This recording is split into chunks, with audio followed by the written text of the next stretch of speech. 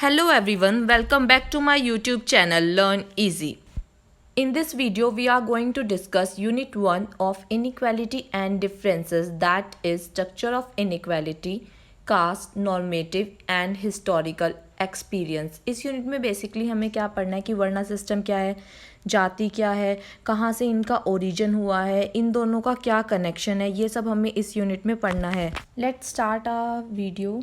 सबसे पहले हम समझते हैं कि वर्णा सिस्टम क्या है. वर्णा सिस्टम एक डिस्क्रिप्शन है अबाउट द हायरार्किकल सोसाइटी की, जो कि ब्राह्मण आइडियोलॉजी पे बेस्ड है. और ये हमें कहाँ एक्सप्लेन की गई है? मनुस्मृति में एक्सप्लेन की गई है. मनुस्मृति के अंदर जो डिवीज़न ऑफ क्लास है वो ऑक्यूपेशन के बेसिस पे की गई है और हमें वहाँ पे 4 वर्णा के बारे में एक्सप्लेन किया गया है.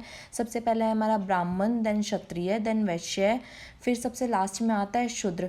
और सबसे अपर पोजीशन जो है वो ब्राह्मण्स को दी गई है और सबसे लोअर लेवल पे हमारा शूद्र रखा गया है. जो टर्म वर्णा है उसका मीन्स है कलर संस्कृत में. अगर हम देखें जो ये वर्णा टर्म है वो डिस्क्राइब हुई है संस्कृत वर्ड से वी आर, जिसका मतलब होता है टू डिस्क्राइब और टू क्लासीफाई. हमने अपने चारों वर्ण देख लिए, ब्राह्मण, क्षत्रिय, वैश्य, शूद्र. इनके अलावा सबसे लोअर लेवल पे आते हैं हमारे अनटचेबल्स. उनको जो है पोजीशन ही नहीं दी गई है वर्ण सिस्टम में. अब हम बात करते हैं ब्राह्मण्स को जो है सबसे सुप्रीम माना जाता है. और ब्राह्मण होते कौन थे? ब्राह्मण जो होते थे प्रीस्ट होते थे, पूजा पाठ करते थे. क्षत्रिय कौन होते थे? क्षत्रिय किंग या वॉरियर्स होते थे. वैश्य कौन होते थे? वैश्य बेसिकली जो है ट्रेडर्स या फिर जो एग्रीकल्चर से रिलेटेड वर्क करते थे उनको वैश्य बोला जाता था. और शूद्र को कंसीडर किया जाता था लेबर, जो प्रोवाइड करते थे अपर 3 वर्न्स को सर्विसेज. हमें यहाँ पे ये भी मेंशन करना पड़ेगा कि जो दलित है और ट्राइब है वो किसी भी वर्णा से बिलोंग नहीं करते, वो अवर्णा है. अब हम देखते हैं अपने नेक्स्ट टॉपिक को, जाति और कास्ट. इसमें क्या बोला गया है? जो कास्ट है वो एक फिक्स सोशल ग्रुप है जिसमें एक इंडिविजुअल जन्म लेता है.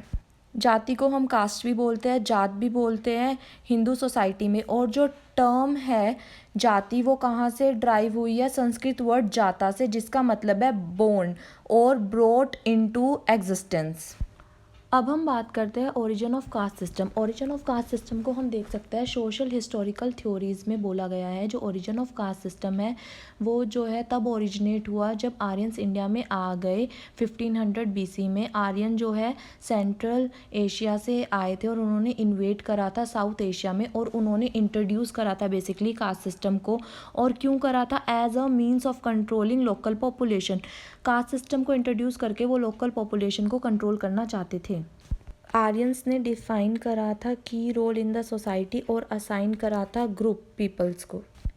पर 20th सेंचुरी में कुछ स्कॉलर आए और उन्होंने डिसअप्रूव कर दिया सोशल हिस्टोरिकल थ्योरी को. बहुत से स्कॉलर का ये मानना था कि जो आर्यंस थे उन्होंने कभी इन्वेड ही नहीं करा था नॉर्थ में. और कुछ का ये मानना था अगर आर्यंस थे तो वो एक्चुअली ओरिजिनेट हुए थे साउथ एशिया से और फिर वो बाद में सेपरेट हुए थे यूरोप में. तो हम यहाँ पे ये कंक्लूड कर सकते हैं कि बहुत डिफ़िकल्ट है ओरिजिन ऑफ कास्ट सिस्टम को डिफ़ाइन करना. अब हम इस टॉपिक में पढ़ेंगे कास्ट सिस्टम और वर्णा सिस्टम के बारे में, इन दोनों के रिलेशन के बारे में, इन दोनों के बीच में क्या रिलेशन है, क्या चीज़ इन दोनों के बीच में कॉमन है और क्या डिफरेंस है. बहुत से हिस्टोरिकल एविडेंस में हमें ये देखने के लिए मिला है कि जो कास्ट सिस्टम है वो कहीं ना कहीं वर्णा सिस्टम से ही निकल के आया है. पर जो कास्ट सिस्टम है वो एज इट इज़ सेम नहीं है वर्णा सिस्टम की तरह. उन दोनों के बीच में कुछ कुछ डिफरेंस है. जैसे हमारे वर्ण जो है वो 4 ही गिवन है, पर जो हमारी कास्ट है वो 5000 से भी ज़्यादा है. जो रिलेवेंस है वर्णा सिस्टम की वो सिर्फ रिलीजियस रिचुअल तक ही है, पर जो कास्ट सिस्टम है वो रिलीजियस सिस्टम नहीं है, ये एक सोशल प्रैक्टिस है. जो हमारा वर्णा सिस्टम है वो एशियन सिस्टम है और वो सिंपली डिवीज़न ऑफ लेबर के लिए शुरू किया गया था सोसाइटी में. और जो डिवीज़न है इंडिविजुअल की वो उसकी क्वालिटीज़ और क्वालिफ़िकेशन पे बेस्ड है. वहीं दूसरी ओर हम बात करें कास्ट सिस्टम की तो वो बहुत बाद में जाके डेवलप हुआ लेटर पार्ट ऑफ वैदिक सिविलाइजेशन में. और इसका पर्पस क्या था? इसका पर्पस ये था एस्टेब्लिश करना आइडेंटिटी ऑफ वन फैमिली. एक फैमिली की आइडेंटिटी को एस्टेब्लिश करना कास्ट सिस्टम का पर्पस था. टाइम के साथ साथ जो कास्ट सिस्टम है वो जो है रिजिड बन गया और उसने रिप्लेस कर दिया वर्ना सिस्टम को। आज के टाइम पे हम देखें तो हमारा कास्ट सिस्टम ही एग्जिस्ट कर रहा है, कोई भी बंदा वर्ण के बारे में बात नहीं करता और बहुत से बच्चे जो है लोग जो है वो वर्ण सिस्टम को आज के टाइम पे जानते ही नहीं हैं।